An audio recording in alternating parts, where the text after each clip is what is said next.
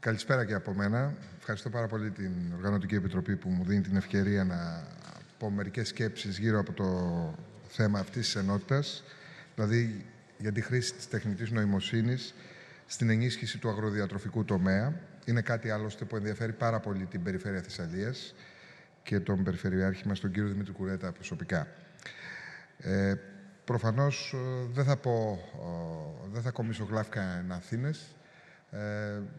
Είστε του χώρου, είστε στην κοινότητα, άρα ξέρετε πολύ καλύτερα από μένα τις εφαρμογές και το τι και το πώς για την ενίσχυση του αγροδιατροφικού τομέα μέσα από τις νέες τεχνολογίες και την καινοτομία. Οι καινοτόμες λύσεις, λοιπόν, προφανώς ως στόχο έχουν να ενισχύσουν την παραγωγικότητα, να μειώσουν το κόστος και να βελτιώσουν τη βιωσιμότητα των καλλιεργειών και των πρακτικών που εφαρμόζονται σήμερα. Οι εφαρμογές της τεχνητής νοημοσύνης και της καινοτομίας προφανώς κατηγοριοποιούνται. Μιλάμε για την ακριβή γεωργία πια, άρα δηλαδή για την ανάλυση δεδομένων με αισθητήρες. Μιλάμε για την βελτιστοποίηση της χρήσης των πόρων που χρησιμοποιούνται στη γεωργία. Και εδώ πέρα υπάρχει ένα πολύ κρίσιμο θέμα για την περιφέρεια Θεσσαλίας, η οποία έχει δοκιμαστεί φυσικά και από τις φυσικές καταστροφές. Έχουμε να κάνουμε με την κατανάλωση του νερού, με την κατανάλωση των λιπασμάτων και των φυτοφαρμάκων. Άρα η ελαχιστοποίηση αυτών των πόρων μέσω της τεχνητής νοημοσύνης είναι ένα πολύ κρίσιμο ζήτημα. Φυσικά η πρόβλεψη και η διαχείριση των καλλιεργειών μέσω των εργαλείων της καινοτομίας είναι ακόμη ένα πολύ σημαντικό κεφάλαιο, και αυτό γιατί τα μεγάλα δεδομένα και οι αλγόριθμοι της τεχνητής νοημοσύνης μπορούν να προβλέψουν και μπορούν να βοηθήσουν τους αγρότες μας για να έχουν και μεγαλύτερη ακρίβεια και φυσικά να έχουν έναν προγραμματισμό στην σπορά και να μειώσουν φυσικά τα θέματα που έχουν να κάνουν με την κατανάλωση, όπως είπαμε, των φυσικών οπόρων, αλλά να τους βοηθήσουν πάρα πολύ και στη συγκομιδή τους. Η ανίχνευση άλλωστε και των ασθενειών και των παρασίτων, που επίσης επιτυγχάνονται μέσω της καινοτομίας και της τεχνητής νοημοσύνης και των αισθητήρων, δημιουργούν πραγματικά πολύ ανταγωνιστικότερες συνθήκες για την παραγωγή, μειώνοντας και την ανάγκη για τις χημικές ουσίες που εδώ και πάρα πολλά χρόνια είναι μια μεγάλη συζήτηση για τον τρόπο με τον οποίο παράγουμε παγκοσμίως τα προϊόντα που καταναλώνουμε. Η τεχνητή νοημοσύνη στον αγροδιατροφικό τομέα φυσικά περνά μέσα από την αυτοματοποίηση και την ρομποτική. Μιλάμε για μηχανές που κάνουν αυτόματη σε ένα πολύ μεγάλο βαθμό την συγκομιδή. Μιλάμε για ρομπότ. Άρα εδώ πέρα μπαίνουμε σε ένα άλλο level, σε ένα άλλο επίπεδο για τη γεωργία και για τους ανθρώπους που έχουν μάθει να συμπεριφέρονται και να λειτουργούν αλλιώς. Και μιλάμε φυσικά και για εναέρια μέσα, όπως είναι τα συστήματα drone, τα οποία συμμετέχουν πια στις καλλιέργειες, μπορούν ακόμα και να σπείρουν, να ρίξουν λιπάσματα ή φυτοφάρμακα και φυσικά να παρακολουθούν την πρόοδο των καλλιεργειών με μεγαλύτερη ακρίβεια από ό,τι οι παραδοσιακές μέθοδοι. Φυσικά η τεχνητή νοημοσύνη, η τεχνολογία βοηθά στα logistics. Μιλάμε για τη βελτιστοποίηση της εφοδιαστικής αλυσίδας. Μπορεί να γίνει, ακριβώς επειδή υπάρχει μεγάλη ανάλυση δεδομένων, πρόβλεψη της ζήτησης. Μπορεί να γίνει και γίνεται διαχείριση αποθεμάτων. Η αλυσίδα του εφοδιασμού από τη συγκομιδή μέχρι την παράδοση στον καταναλωτή είναι ένα πολύ κρίσιμο στοιχείο στην οικονομία της κάθε επιχείρησης που βρίσκεται στον αγροδιατροφικό τομέα, αλλά και στους ενδιάμεσους των παραγωγών. Φυσικά, τεχνητή νοημοσύνη πρέπει να σημαίνει και βιώσιμη γεωργία. Βιώσιμη γεωργία προκύπτει μέσα από τη μείωση των χημικών που χρησιμοποιούνται στην διαδικασία της παραγωγής και μέσω από αυτό που ήδη προείπα, της εξοικονόμησης των πόρων, του νερού και της ενέργειας.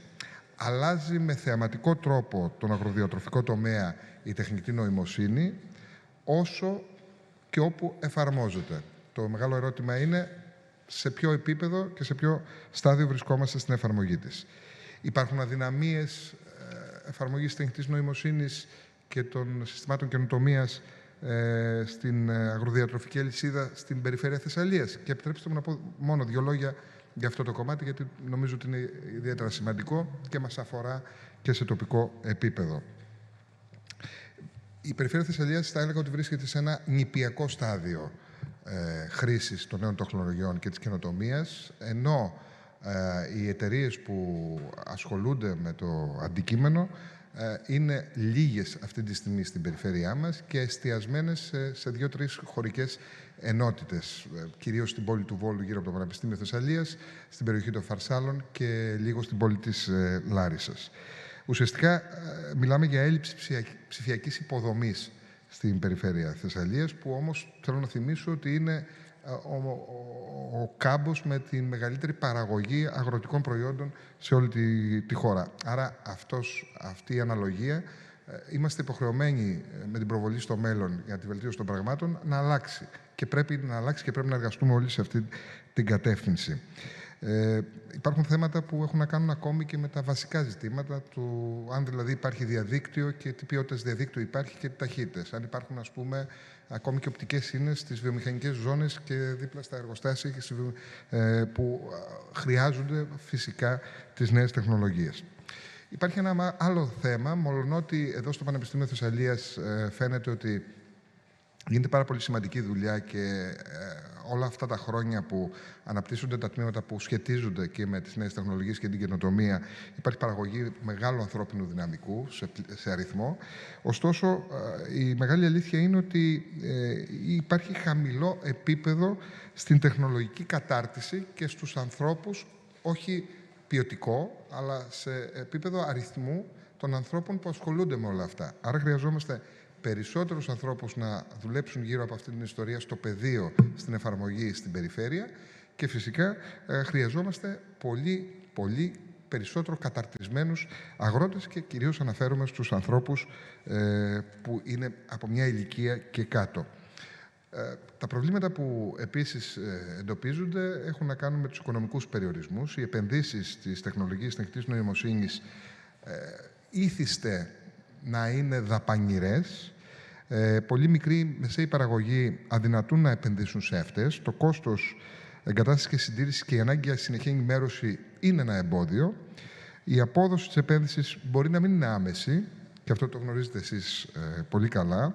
Αυτό αποθαρρύνει όμως τους παραγωγούς από τη χρήση των νέων τεχνολογιών, ενώ δυστυχώς τα τελευταία χρόνια, και εδώ στη Θεσσαλία το έχουμε ζήσει πάρα πολύ έντονα αυτό, οι περιβαλλοντολογικές και κλιματικές προκλήσεις έχουν δημιουργήσει πάρα πολλά προβλήματα, με αποτέλεσμα, παρόλο που η τεχνητή νοημοσύνη μπορεί να βοηθήσει στην πρόβλεψη αυτών των φαινομένων, τα ακραία καιρικά φαινόμενα υπερβαίνουν τις δυνατότητες των υπαρχόντων συστημάτων πρόγνωσης και έχουμε όλα αυτά τα προβλήματα που έχουμε σε συνδυασμό βεβαίως και με την απουσία των υποδομών που έχουν σχέση με την υδρολεκάνη της Θεσσαλίας, όπου διαπιστώσαμε και όλα αυτά που είδαμε με τα έντονα πλημμυρικά φαινόμενα που έχουν προκαλέσει τεράστιες καταστροφές. Υπάρχουν και άλλα ζητήματα που πρέπει να βάλουμε στο τραπέζι, ας πούμε το πόσο μεγάλη είναι η δυσκολία στο να συλλέξουμε και να αξιοποιήσουμε τα δεδομένα που υπάρχουν και παράγονται από τη νέα τεχνολογία και από την τεχνητή νοημοσύνη ως γενικό τίτλο. Η τεχνητή νοημοσύνη απαιτεί μεγάλη και ακριβή ποσότητα δεδομένων για τη λήψη των αποφάσεων, αλλά η συλλογή αυτών των δεδομένων εξακολουθεί να είναι μια πρόκληση, ακριβώς λόγω του μικρού αριθμού των εκτάσεων και των επιχειρήσεων που μετέχουν σε όλη αυτή τη διαδικασία. Ακόμη και αν υπάρχουν όμως διαθέσιμα δεδομένα, η ανάλυση και η κατανόηση αυτών δεν είναι εύκολα κατανοητή από τους περισσότερους παραγωγούς, γεγονός που περιορίζει την εφαρμογή της. Άρα εδώ πρέπει να συζητήσουμε και να δούμε πώς η ενδιάμεση κρίκη μεταξύ των ανθρώπων της τεχνολογίας και των παραγωγών, οι γεωπόνοι και όποιοι άλλοι μπορούν να εμπλακούν, έχουν αυτή τη γνώση και την ικανότητα να φτάσουν στο χωράφι τα αποτελέσματα αυτής της προσπάθειας. Φυσικά υπάρχουν ρυθμιστικά και νομοθετικά κενά. Αυτές είναι προκλήσεις οι οποίες πρέπει κάποια στιγμή να αντιμετωπιστούν σε νομοθετικό επίπεδο. Και αυτό έχει να κάνει και σε σχέση με το πώς οι εταιρείες νανοτεχνολογιών υποστηρίζονται από το κράτος, πώς αναπτύσσουν τη δραστηριότητά τους, πώς ενισχύονται οικονομικά για να μπορέσουν να κάνουν και το επόμενο βήμα των συνεργειών και των συνεργασιών. Μην ξεχνάμε ότι οι περισσότερες εταιρείες νέας τεχνολογίας μιας περιφερειακής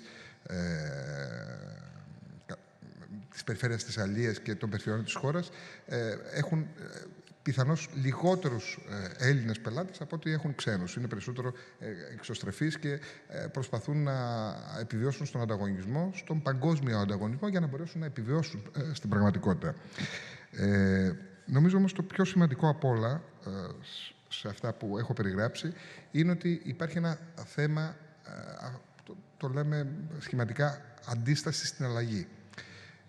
Αυτό βεβαίως είναι ένα συνηθισμένο φαινόμενο όταν έχουμε μεταρρυθμίσεις, όταν έχουμε σημαντικές επιπτώσεις στα θέματα που στο τέλος ακουμπάνε και την τσέπη μας. Αλλά είναι ίσως το πιο σημαντικό, διότι βασίζεται κυρίως στο ότι αλλάζουν οι γενιές και πολλές γενιές δεν μπορούν να παρακολουθήσουν τις νέες εξελίξεις. Η αλήθεια είναι ότι η τεχνητή νοημοσύνη και οι νέες τεχνολογίες, ακόμη και εσάς που είστε πολύ ειδικοί, ας μην μιλήσω για μένα γιατί δεν είμαι πολύ ειδικός, λοιπόν, μας κάνουν να χανόμαστε υπό την έννοια ότι είναι τέτοιες εξελίξεις και η μετάβαση που πραγματικά χάνεσαι. Φανταστείτε λοιπόν ένας αγρότης μιας μέσης ηλικίας που θα ήθελε να αξιοποιήσει τις νέες τεχνολογίες και τη γνώση που μπορούν να του φέρουν οι εξειδικευμένοι σύμβουλοι και συνεργάτες, πόσο δυσκολεύεται να το πράξει αυτό σε ένα οικονομικό περιβάλλον όπου έχει να αντιμετωπίσει πρώτη την καθημερινότητά του τα προβλήματα με τις αποζημιώσεις και τα ζητήματα με την κλιματική κρίση και αλλαγή, και πώς να του μείνουν χρήματα, αν του μείνουν, με το κόστος παραγωγής που υπάρχει, με την ενέργεια, για να μπορέσει να επενδύσει και στις νέες τεχνολογίες. Σε συνδυασμό όλο αυτό και με το άγνωστο των νέων τεχνολογιών και με το γεγονός αυτό που προείπα, ότι ορισμένες φορές δεν είναι άμεσα και ορατά τα αποτελέσματα, αλλά είναι πολύ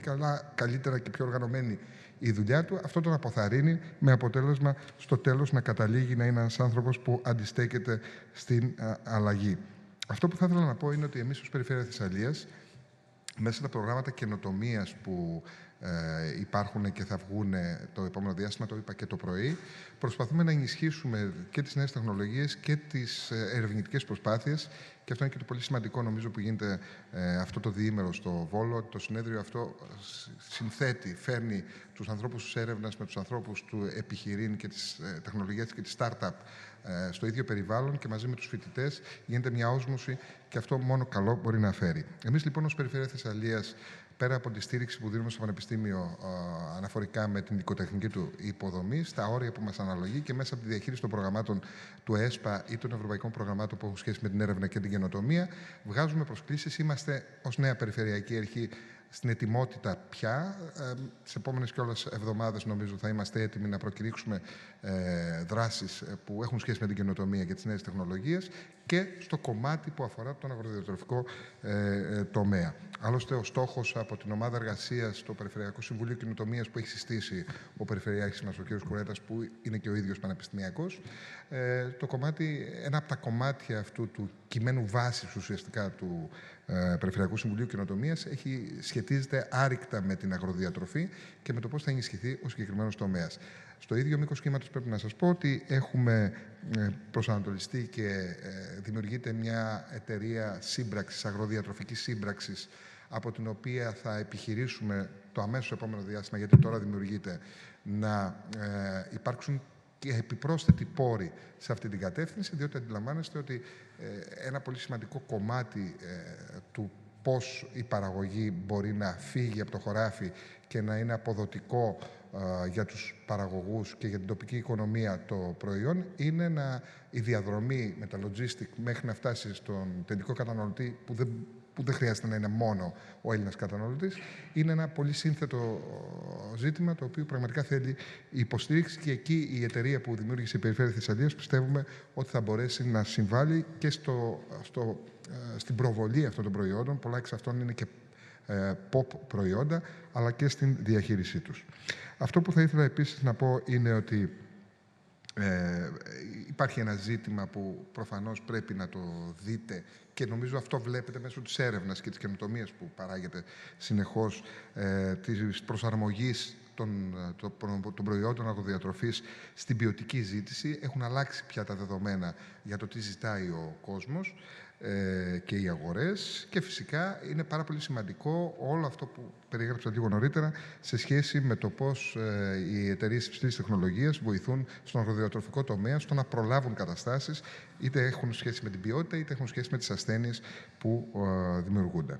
Φυσικά υπάρχει ένα ακόμη στίχημα, το οποίο λέγεται νέες καλλιέργειες, οι οποίες πρέπει σε μια λελογισμένη μορφή να ενταχθούν στο περιβάλλον της αγροδιατροφής στην περιφέρεια Θεσσαλίας και να μπορέσουμε και μέσω αυτών να αυξήσουμε το εισόδημα των ανθρώπων που ασχολούνται με τη γεωργία και ειδικά των νέων ανθρώπων. Θέλω να κλείσω την δική μου παρέμβαση επισημαίνοντας αυτό, ότι κατά την εκτίμησή μου είναι πάρα πολύ σημαντικό να καταφέρουμε να κλείσουμε το χάσμα των γενεών μέσα από την τεχνολογία, με ενημέρωση. Εκεί πιθανώς μπορούμε να βοηθήσουμε και εμείς πολύ περισσότερο μεταξύ των αγροτών και των εταιριών υψηλής τεχνολογίας στον τομέα της αγροδιατροφής.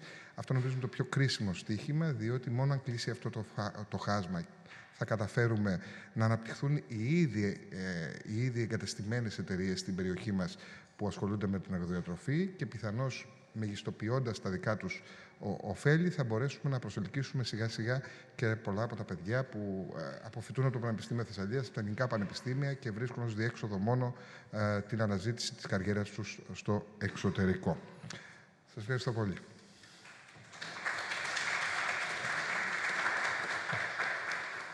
Δεν φεύγω, διότι επειδή η ιδιότητά μου εκτός από αντιπεριφερειάρχης η πραγματική είναι και δημοσιογράφος, μου ζήτησε ο κύριος Μπαντάθη να κάνω και το συντονιστή του πάνελ που θα ακολουθήσει, οπότε θα θυμηθώ, ευτυχώς δεν έχει περάσει πολύς χρόνος, στην άλλη μου ιδιότητα και θα προσπαθήσω έτσι να συντονίσω μια συζήτηση μεταξύ των προσκεκλημένων μας και θα ήθελα να δώσω στον καθέναν το λόγο προκειμένου για 3 με 4 λεπτά ο καθένας αρχικά να τοποθετηθεί γύρω από τα ζητήματα που λίγο πολύ και με τη δική μου εισήγηση έχουν τεθεί, να γίνει και μια μικρή παρουσίαση όσο αυτό είναι εφικτό του τι κάνει ο καθένας. Και θα ήθελα παρακαλώ να ξεκινήσουμε με την AgroInvest, τον κύριο Γιώργο Μπόντζιο, ο οποίος... AgroInvest, με συγχωρείτε, ναι. Λοιπόν, ο οποίος νομίζω θα μας πει ενδιαφέροντα πράγματα, άλλωστε μετά θα τον ρωτήσω και για τη μείωση του κόστους παραγωγής και το τι γίνεται με τα ρομποτικά συστήματα στην αγροτική οικονομία. Ο λόγος σε εσάς. Thank you a lot. So Agroverse, the idea for Agroverse came from my co-founder, Dimitris, who is half farmer and half electrical engineer with an expertise in robotics. So the idea emerged when he was trying to solve problems in his family farm. To solve these problems, he was searching to find a robotic solution to automate the production and the agriculture jobs. So the two problems that he faced, and then we validated these two problems while we were searching the market, me and Dimitris. These two problems are first that the robots are very expensive.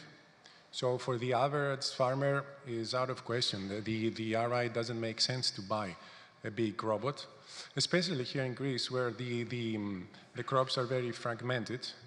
And the second problem is let's call it the technical illiteracy. So farmers are not tech-savvy people, are not so familiar with such technology, and to some extent they don't want to walk that path, to try to learn how to operate a robot. So these two problems are the problems that he faced, and these are, according to our research, the two problems that are the main barriers that prevent the mass adoption of robotics in agriculture. So we came up with the idea of turning the problem into its head and to offer a new product, introduce a new robotic solution in the market.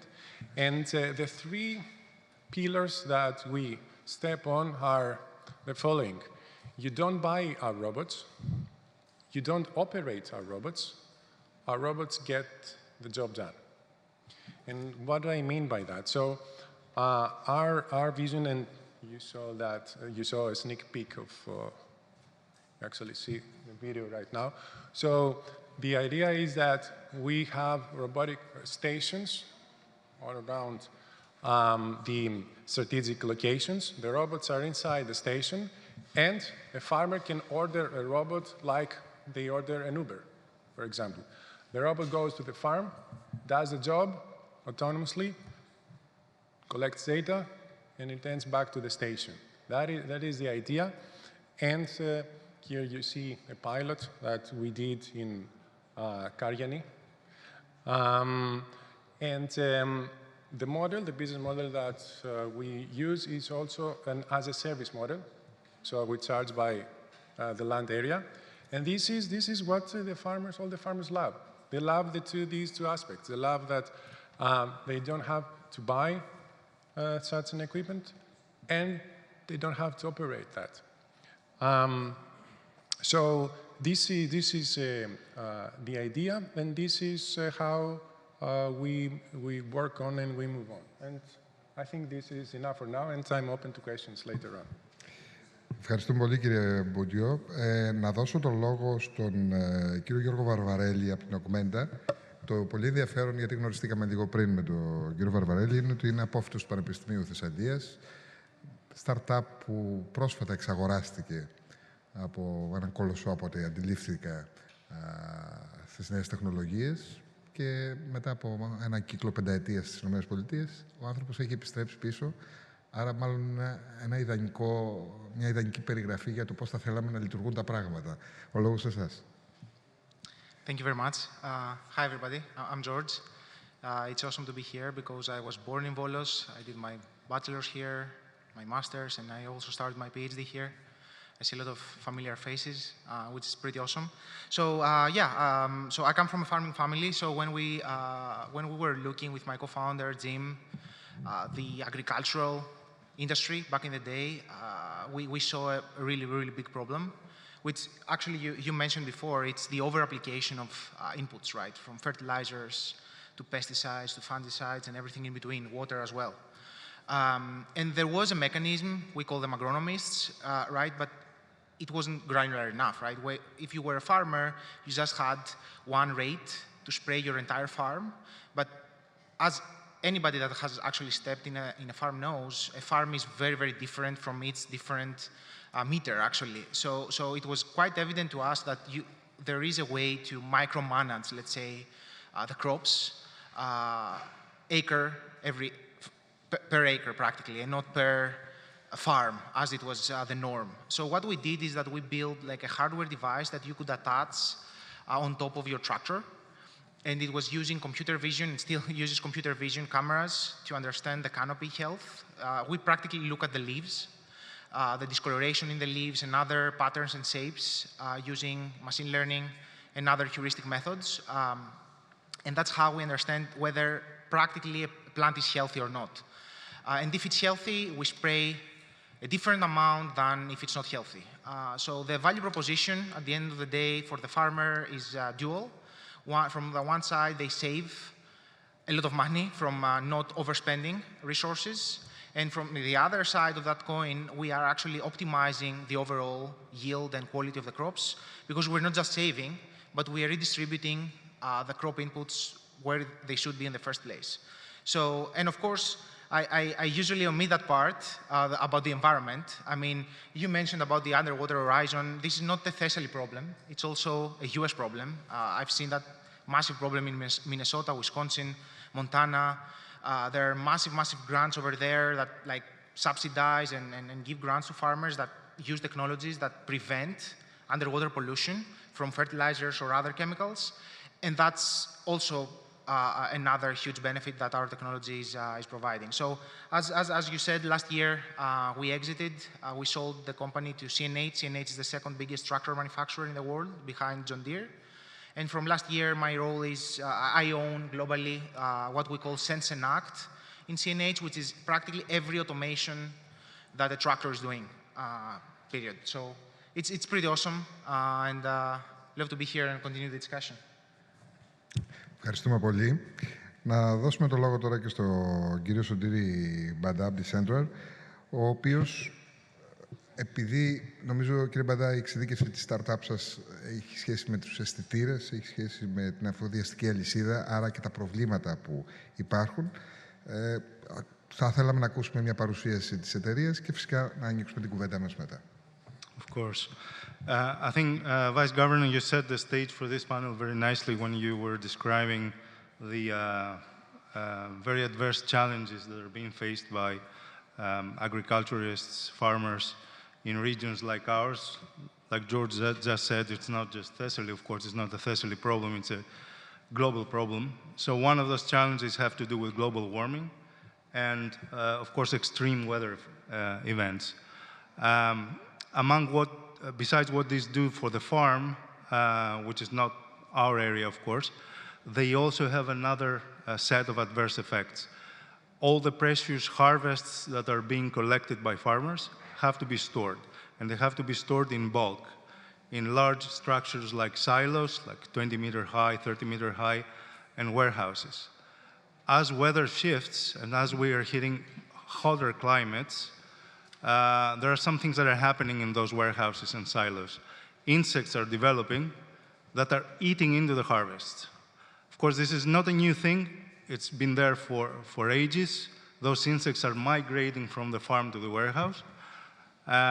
However, those challenges are becoming more and more adverse and more difficult to solve.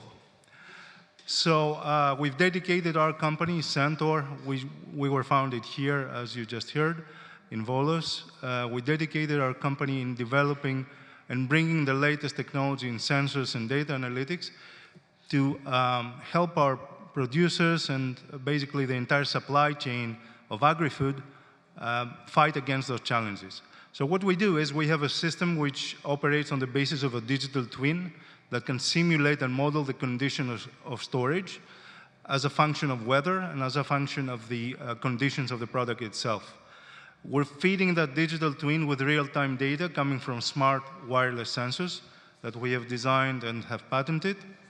And that gives our end users unprecedented level of control over the health, over the sanitation, basically, of the products they have in storage. So for instance, when an insect risk develops inside those concrete or steel silos, you get an immediate alert.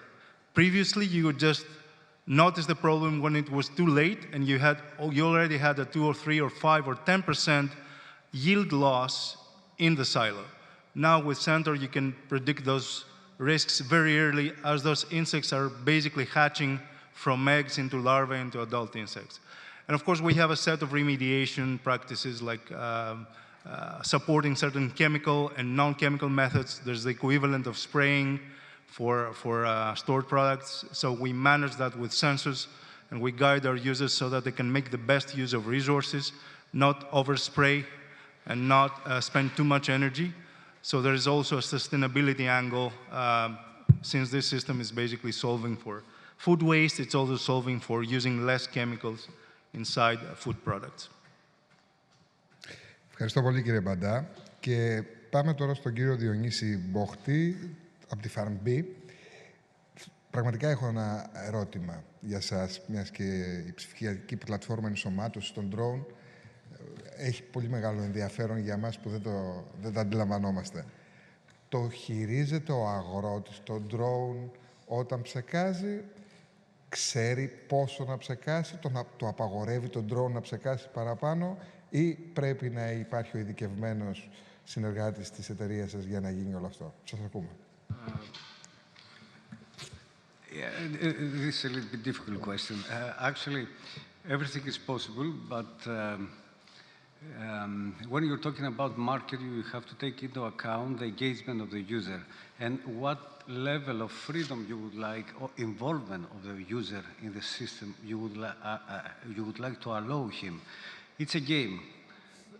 There are solutions that does not need any farm advisors. There are AI systems. But if you throw out the advisor from this cycle, then it is a very steep, let's say, change that from the socio-technology aspect, it will be not as accepted from the public. So, since we're talking about that, I will start using your expression about this resistance to change. Actually, of course, there were a number of how you say that, επαναστάσεις, revolutions in agriculture, mechanization, green revolution, so on.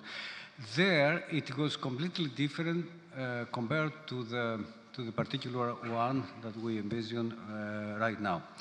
The difference is that, of course, we have this reluctance from the farmers and producers and so on.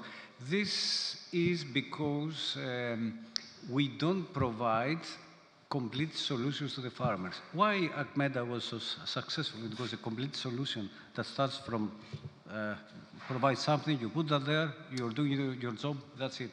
You can see that, you can feel it, you can see what the system does. We saw a lot of publications, a lot of applications. For example, I have my mobile phone, I go to a plant, and based on the AI, the phone tells me, the app tells me, oh, okay, this is the crop disease.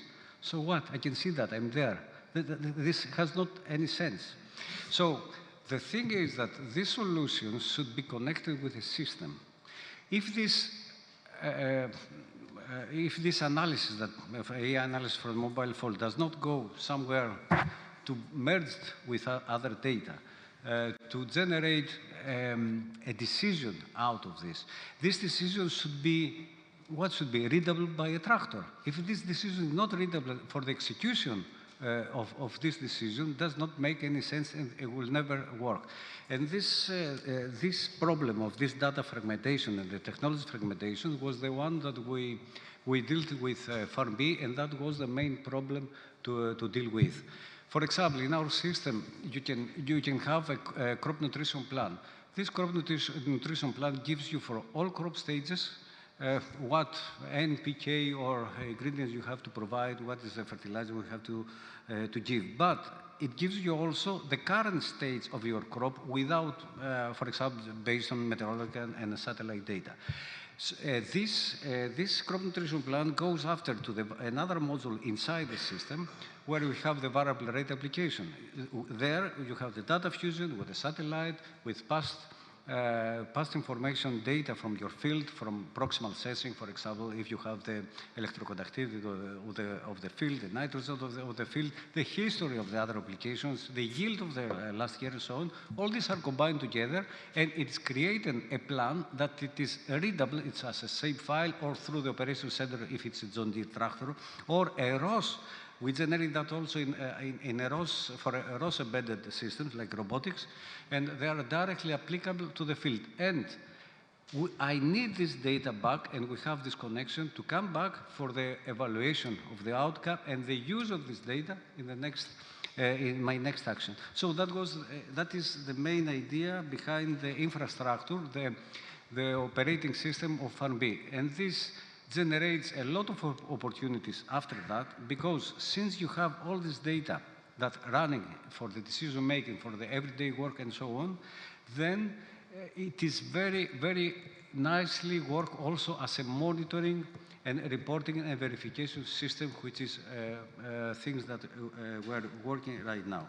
But before closing, I'm going back again to this resistance of change. It is very interesting to see the differentiation when you go vertically from north to south. In northern countries here in Europe, I don't have, I mean, it is more, they use these technologies to deal with the everyday situations in the fields and the actions. Here, when we go to south, these are used more for governance connection purposes. And this is something that needs to change here in Greece. Ευχαριστώ πολύ, κύριε Μπόχτη. Να κάνουμε 2-3 ερωτήσεις για να ολοκληρώσουμε το κύκλο του πάνελ. Είναι κοινά τα θέματα, αλλά μπορείτε να τα εξειδικεύσετε και αν θέλετε. Επειδή έχουμε στο πάνελ μας τον κύριο Μπαντά και τον κύριο Βαρβαρέλη, που πραγματικά η startup τους είναι ένα μεγάλο σχολείο για το τι συμβαίνει με τις startups αυτήν εδώ τη χώρα. Πραγματικά θέλω να ρωτήσω τι ζητά σήμερα με τα βήματα που έχουν γίνει στη χώρα μας. Μια startup για να τα καταφέρει στο συγκεκριμένο όμως κομμάτι, στο κομμάτι του αγροδιατροφικού τομέα. Ποια είναι τα εμπόδια, ποιες είναι οι προκλήσεις και ποια μπορεί να είναι τα αποτελέσματα και να είναι και ορατά. Κύριε Μπαντά, θέλετε να ξεκινήσετε? Yes, I'm happy to. So the question is on how a startup can overcome the initial challenges in the first stages in order to thrive, and how it can be supported. I think that's universal for every technology startup. You need good clients, and you need clients that are willing to act as guinea pigs. It's not a good expression, but that's the best I can think of right now. In order to pilot your solution, and as we say in AgTech, to ground truth the solution. So basically, your analytics have to correlate with whatever can be collected from ground data. So this is a painstaking process. It's a very costly process.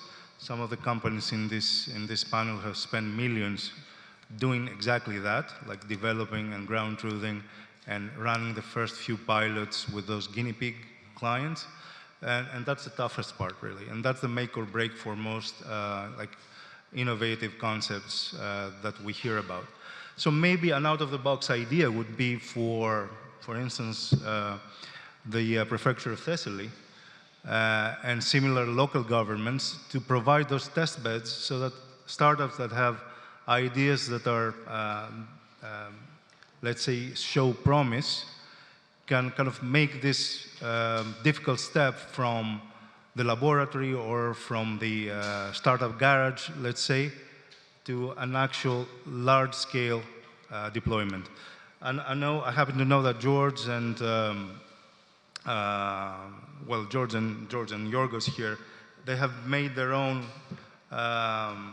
approaches to this, to kind of solving for that initial early adopter challenge, but that is definitely something that can be catalyzed by external stakeholders like regional governments, our government, the European Union. We don't see as many funded pilots than we would like, and everybody's asking for innovation and sustainability, but we don't see like taxpayer money, let's say, being spent towards that as heavily as it should, because we are investing in the future. If we're underinvested in that future, we will always be running like behind adverse developments. I don't want to say food crisis, but that's one of the risks. I don't want to say climate crisis, but that's already happening and we know it. Are we seriously invested in solving those problems and supporting the innovators that are out to solve those problems? That's a big question. Thank you. Mr. Mavrovelidis? Yeah. First of all, I want to piggyback on what Sotiris just said. I think something that is on my mind, since you just said about collaboration between state and some companies, I can't think but think about the Grant Farm, which is an initiative based in North Dakota, in Fargo, which is like an initiative between practically the state and then some companies like Microsoft and others. But what they've done is like a hub for technology, and then they incubate new startups over there, and new startups don't just have like a farm and a tractor, which is hard to find. Like if you imagine a new startup can't just buy a $200,000, $250,000 tractor, right? It's impossible. So they have that equipment, but they also have their first clients, right? Which is some farmers over there, some cooperatives that are involved, of course, Microsoft, by the way.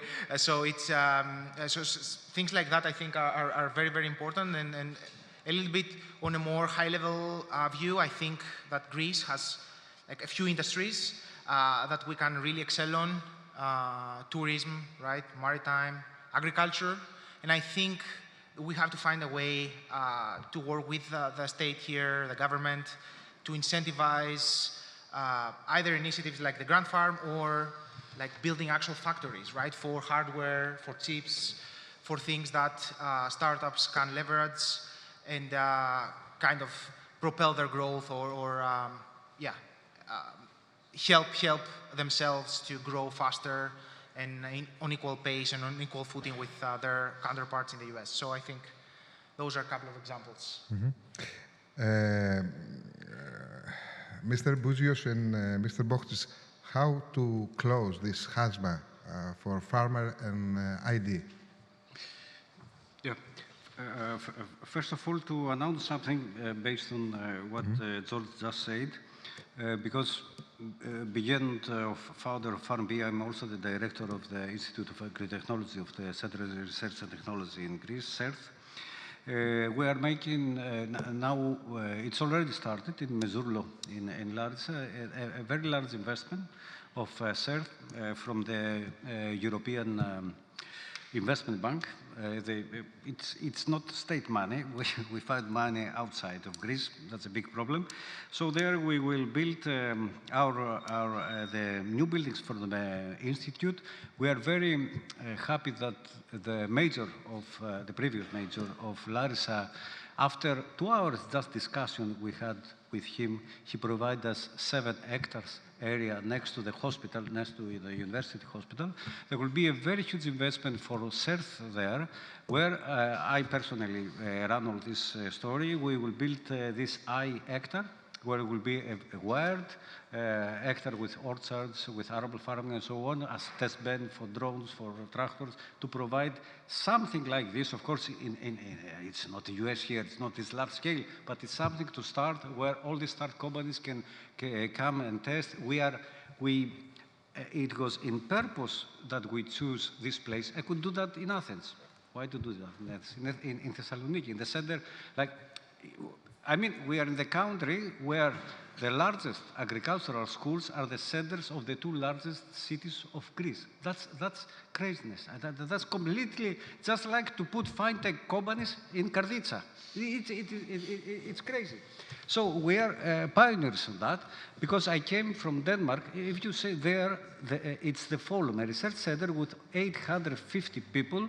And if you see that in the map, Google Maps, it's a spaceship which is out of nowhere. Just to take a coffee or a burger or something, you have to travel 20 kilometers. But this is how a job in agriculture can be done. Otherwise, we are sitting in our offices and theorize and say things and so on. I forgot the question. No. This chasma, how to close? Yeah, it's very, very, very difficult. It is completely different than the mechanized, the evolution, the mechanization of agriculture. Here, we have to convince the farmer, because he is the one that uses this thing. We have to convince with something that he cannot see, with something that we have not calculated yet, the depreciation cost, the repair and maintenance cost. What is the repair and maintenance cost of the digital tool now? Nobody knows. We have no idea. So, most important of that, it is that there was a lot of changes in agriculture, and farmers are very tired of this. And at that, because they realize that, okay, we say AI, robotics and so on in agriculture, but how we define the agricultural domain? It is agri-tech technologies that work around this domain. It is, okay, everything will be benefited with this stage, will be new companies, funds, everything, new development, academia and everything is nice in this circle. Also, the sustainability thing. Yes, with this new technology, for example, you can increase the yield, so you reduce the area, put some forest, very simply talking. So they are sustainable, they're green-driven evolution and so on. But for the farmer, assume that I increase my yield. After 1 year, Sotiris purchase the same technology and increase his yield. The same euros, the same George. The price will reduce. At the end, the farmer, it is very difficult to explain the farmer. Of course, the job is easier, he can do the job, but it is very difficult to convince the farmer that he will gain some more money if he adopts this technology. It's very difficult, and this is the reality. So actually, the whole ecosystem around farmers will be gained and has some profit and so on, but the farmer at the end of the day, after 10 years or something, will end up at the same situation. And this is the problem that, this is a policy-making problem. It's not our problem. We build systems, that's all. We will not solve this. It's a policy, the politicians that have to solve these issues. Thank you. Mr. Bouzios, maybe the robot system you have, it's a solution for this closed chasma. Yeah, that's a good Because question. Yeah. it's real to see the farmer. Yeah, I'm a little bit biased on this, so I would say the short answer is yes, of course. But just to take from the beginning. So as the previous speakers, all the common denominator of what all the previous speakers said is that you need to have in agriculture. When a startup company needs to have some test beds, some cases where the startup can test the early product. So the make or break for every startup is the early adopters. So if you have early adopters, you can continue. If you don't have early adopters, you cannot test your product. So it's a step closer to death. So the problem with agriculture is that farmers have only one chance every year to make it right. So if something goes wrong, they miss, the entire crop may be wasted. So it's difficult to convince farmers, as Denise said, to do pilots. And so this is the main problem, that from one hand, startups need to do pilots, but farmers are not eager to do pilots, not because they are not open to technology. It's because they have this only one chance to make or break. So I think that the first step to start closing the chasm is to the government to take some initiatives and have some places, location, farms that startups can test the early products. And now going to your question specifically, yeah, I think that the approach of robotics into the automating the processes in the farm, at least our approach can close this chasm, because our whole approach is based on the fact that there is the least amount of effort the farmer has to put to use our product. It's almost a zero-touch product. So that's why I think farmers love our product when they see it, when we demonstrate our product to them. And that is, I think, the way to solve this showstopper, this bottleneck, whatever you want to call it, of the wider adoption of technology in the industry. Thank you. Ένα τελευταίο ερώτημα για ενός λεπτού απάντηση από τον καθένα σας. Έχει σχέση με την κλιματική κρίση και τις επιπτώσεις που βιώνουμε. Θέλω να πω με την ευκαιρία ότι στην περιφέρεια Θεσσαλίας, μετά τα όσα συνέβησαν, δημιουργήθηκε κέντρο πολιτικής προστασίας που είναι εξοπλισμένο με πλήρη τεχνολογία εχμής, τεχνητής νοημοσύνης, αισθητήρες, τα πάντα. Μπήκανε αισθητήρες σε ποτάμια, σε λίμνες και τα σχετικά. Υπάρχει 24ωρη παρακολούθηση ό,τι συμβαίνει και έχει αναπτυχθεί ένα σύστημα πραγματικά πολιτικής προστασίας αντίστοιχο με αυτό που υπάρχει στην Αθήνα. Είναι το μοναδικό που υπάρχει σε επίπεδο περιφέρειας σήμερα στη χώρα. Αναρωτιέμαι όμως πραγματικά όλο αυτό που συμβαίνει και που φαίνεται ότι θα είναι επαναλαμβανόμενο και πιο συχνό, κάνει επιτακτική τη μεγαλύτερη εφαρμογή των τεχνικών της τεχνητής νοημοσύνης και στην αγροδιατροφή, ή πρέπει να στραφούμε σε άλλα ως προτεραιότητα? Κύριε, παρακαλώ. Κύριε Μπόχτη. Okay. One minute, yes. So we pay some millions as a country to a Netherlands originating committee to tell us that you should not spend water, don't cultivate cotton. So I think there were more clever ways to spend this money. So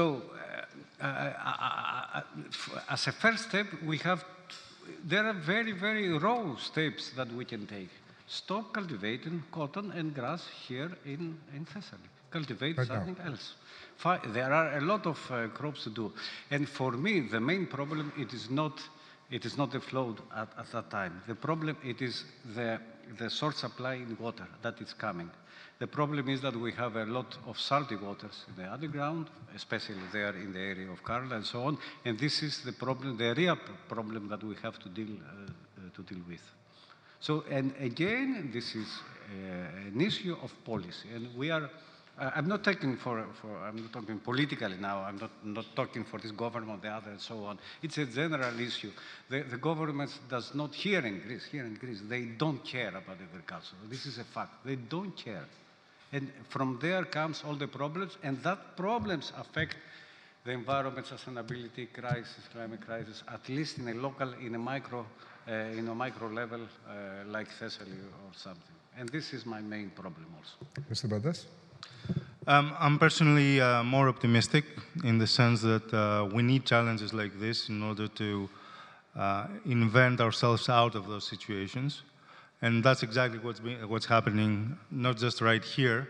I mean, among those 4 companies, you do see maybe the beginnings of a toolkit for climate resilience for the Greek and the international farmer. So that's very hopeful in and of itself. But there are innovations that are happening elsewhere, like biological coatings for seeds, biostimulants. There's a wave of new innovations that are hitting the farm and are promising and are delivering already, to some extent, more climate-resilient agriculture and more climate-resilient animal and livestock farming, because that's also part of it, right, for climate change. So I'm very hopeful.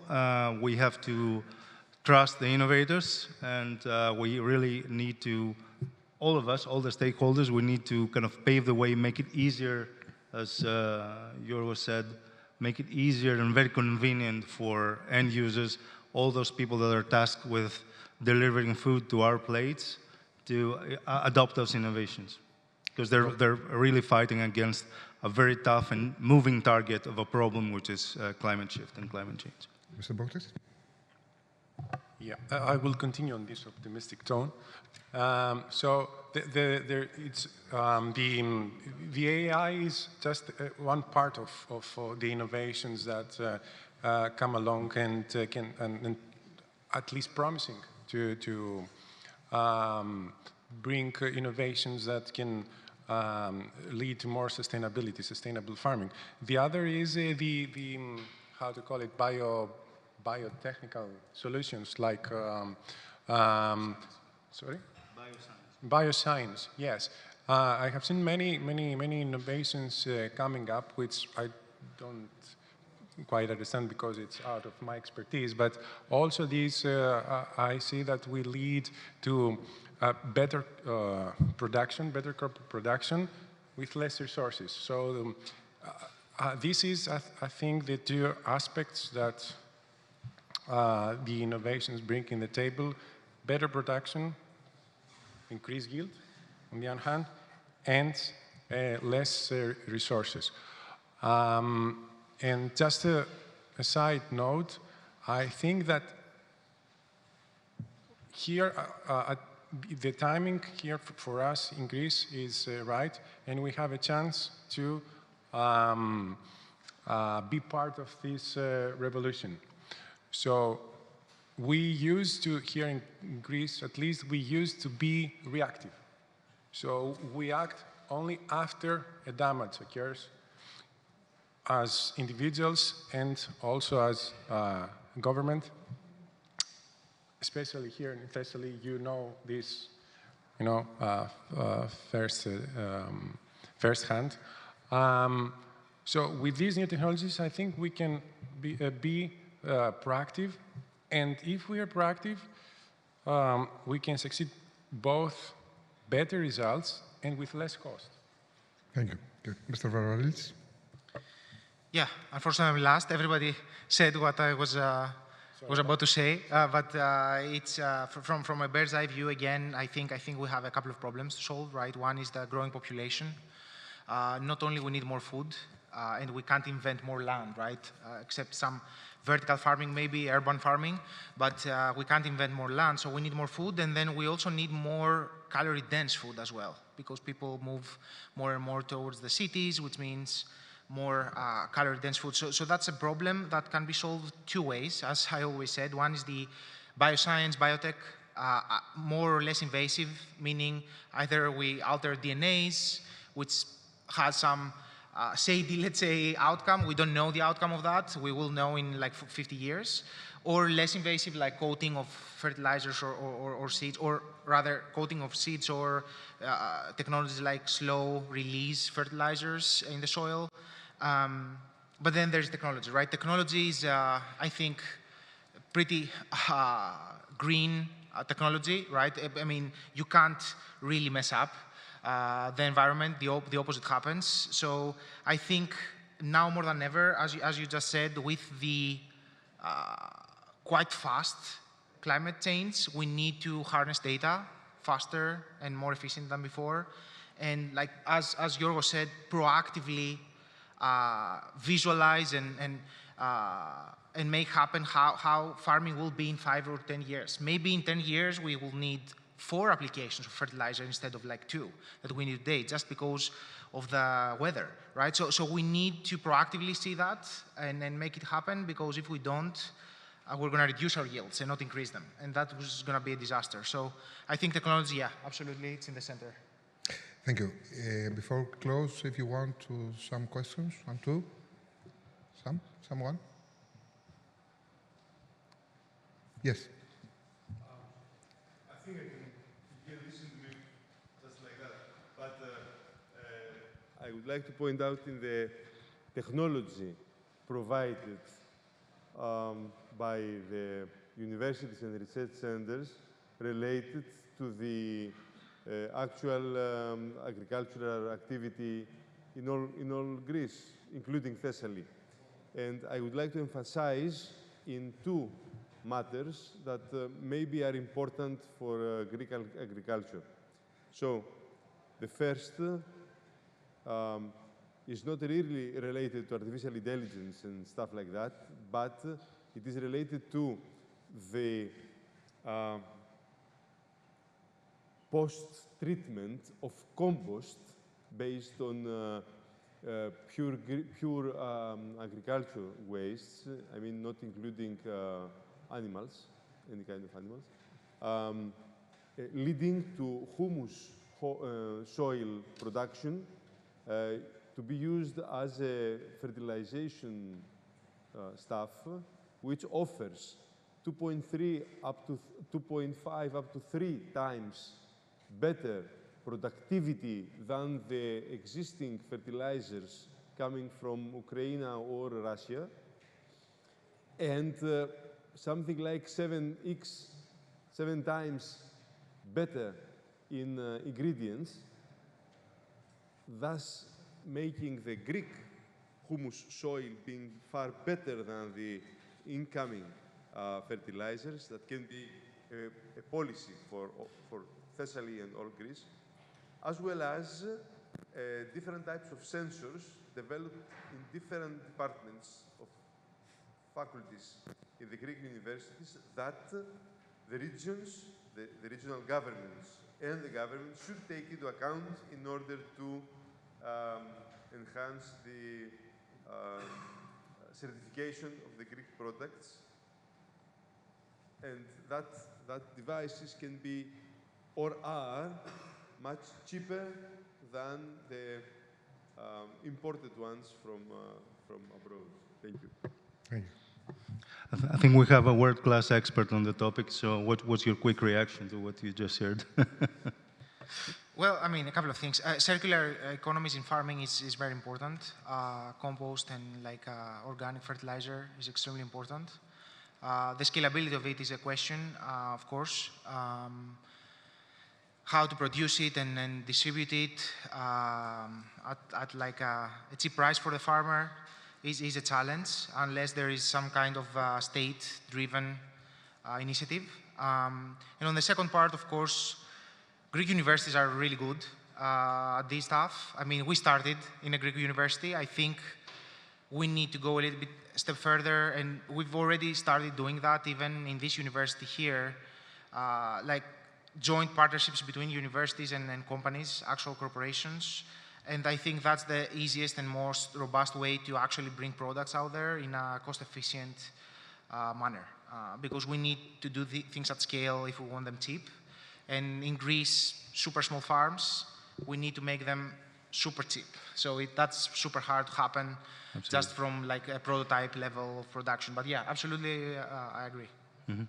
Can I wrap up with a little joke? Yes. I happen to know that the gentleman next to me is also a farmer, and he's proud of his harvest of walnuts, right? Yes. So I wanted to ask you if you're using Farm Bee on your orchard. Yes, of course. Actually, we use that as an experimental farm. We cooperate with companies like Yara, Miller, UPL. That's why I will not answer the question, because all this, we're working together. So yes, and actually this farm was, it was an attitude change from myself. If I heard myself before some years, because I have gave a lot of keynote speeches around the globe many years as an academic researcher and so on. When I started farming before 6 years, and I plant the trees, I prune the trees, I put the fertilizer and everything, I realized that all these years I said, I will not say the word, very, very stupid things. It was, I say, okay, we will save the world like this, like the other, and suddenly it completely changed. And this is the problem with academics. This is the problem. We don't have any, we're misassociated with the reality of our own domain. And this is the problem. So Sotiris, yes, it changed me, and a lot of things that used in our operating system comes of real problems to handle and so on. So that's a source for optimism then. Yeah. Thank you. Well, thank you very much. Thank you very much all.